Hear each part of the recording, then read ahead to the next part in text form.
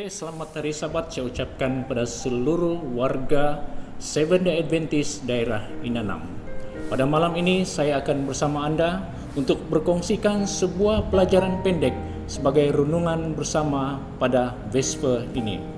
Seperti mana yang kita semua sudah sedia maklum, minggu ini adalah minggu ke-12 kita bersabat di rumah kediaman masing-masing, disebabkan oleh Perintah Kawalan Pergerakan ataupun PKP yang berpunca daripada penularan COVID-19 bukan sahaja di negara kita Malaysia tetapi juga di seluruh dunia. Sudah pasti banyak sekali perubahan yang berlaku melibatkan pekerjaan, perlakuan, penampilan dan sebagainya sepanjang 12 minggu ini, dan ada di antara perubahan tersebut yang mungkin akan kekal sebagai normal baharu. Saya sendiri sebagai contoh, saya mungkin akan mengekalkan image rambut saya yang pendek sebagai new norm walaupun selepas PKP berakhir. Baiklah, sebelum kita memulakan renungan, mari kita tunduk kepala dan saya akan pimpin dalam doa. Tuhan Allah Bapa kami yang bertakhta dalam kerajaan syurga, terima kasih kerana Engkau menyertai kami dalam aktiviti yang kami lakukan sepanjang hari ini, sehingga pada malam ini kami berpeluang untuk mendapatkan sedikit pelajaran melalui Vesper yang akan dilangsungkan pada malam ini. Terima kasih Tuhan kerana Engkau telah memberikan hati yang terbuka, fikiran yang sentiasa berfokus pada Engkau ketika kami mendengar pelajaran pada malam ini. Dalam nama Yesus kami sudah berdoa. Amin.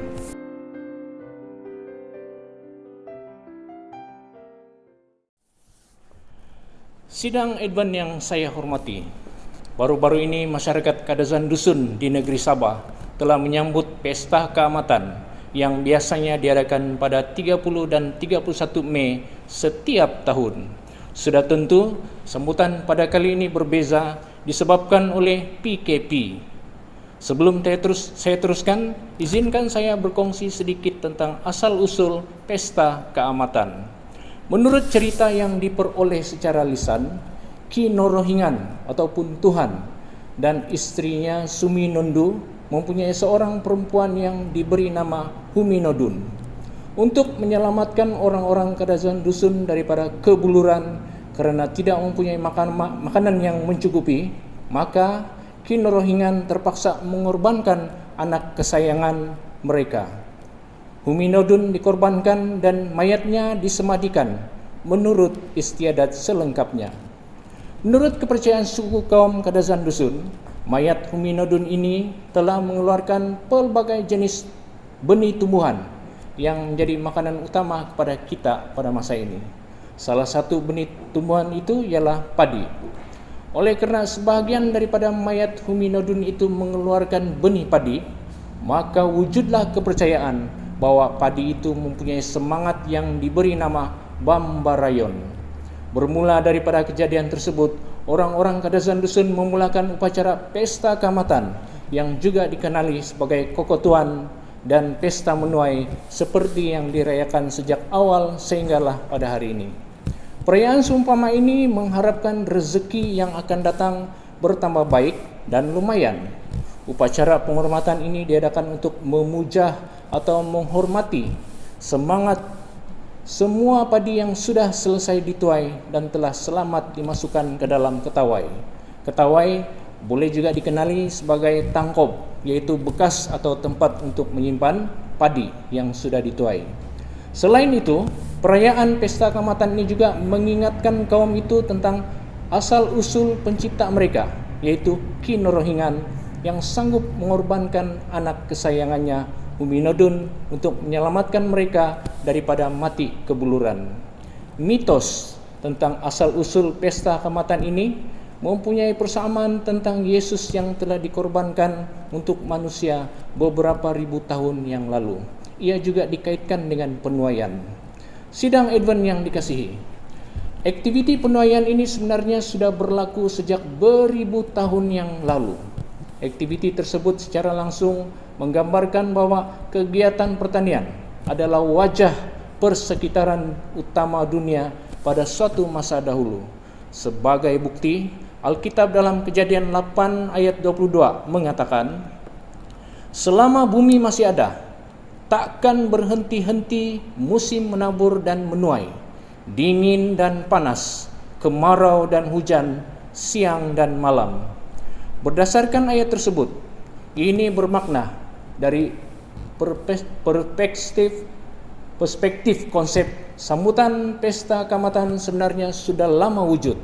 Ia bukan hanya disambut oleh masyarakat Kadazan Dusun sahaja, tetapi juga oleh kaum-kaum lain di seluruh dunia sejak dahulu lagi. Cuma berbeza nama pesta dan tujuan pesta diadakan. Sebagai contoh, perayaan Paskah.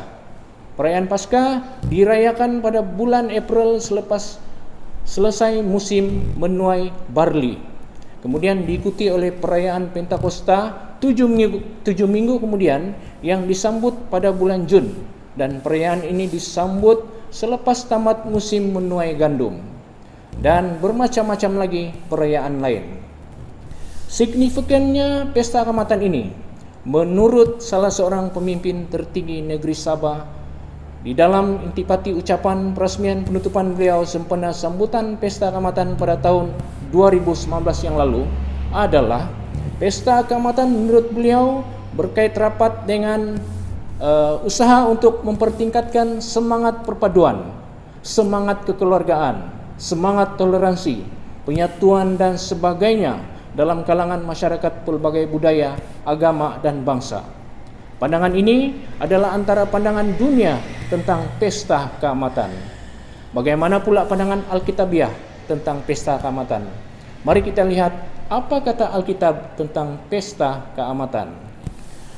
Di dalam Matius 9 ayat 37 dan 38 mengatakan, maka katanya kepada murid-muridnya, tuaian memang banyak, tetapi pekerja sedikit.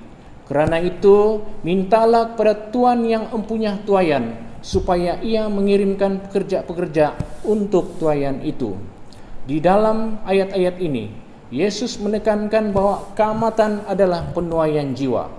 Kemudian di dalam Markus 4 ayat 26 hingga 29, lalu kata Yesus, beginilah hal kerajaan Allah itu, seumpama orang yang menaburkan benih di tanah, lalu pada malam hari ia tidur dan pada siang hari ia bangun, dan benih itu mengeluarkan tunas, dan tunas itu semakin tinggi. Bagaimana terjadinya tidak diketahui oleh orang itu. Bumi dengan sendirinya mengeluarkan buah, mula-mula tangkainya, lalu bulirnya, kemudian butir-butir yang penuh isinya dalam bulir itu. Apabila buah itu sudah cukup masak, orang itu segera menyabit, sebab musim menuai sudah tiba. Ketika memberikan perumpamaan tentang benih yang tumbuh, Yesus menggunakan istilah Kaamatan untuk menerangkan tentang akhir zaman. Kemudian di dalam Matius 13 ayat 37 hingga 39, ia menjawab, katanya, orang yang menaburkan benih baik ialah anak manusia, ladang ialah dunia. Benih yang baik itu anak-anak kerajaan dan lalang anak-anak si jahat. Musuh yang menaburkan benih lalang ialah iblis. Waktu menuai ialah akhir zaman dan para penuai itu malaikat. Dalam Wahyu 14 ayat 14 hingga 16 pula, dan aku melihat sesungguhnya ada suatu awan putih dan di atas awan itu duduk seorang seperti anak manusia dengan sebuah mahkota emas di kepalanya dan sebilah sabit tajam di tangannya.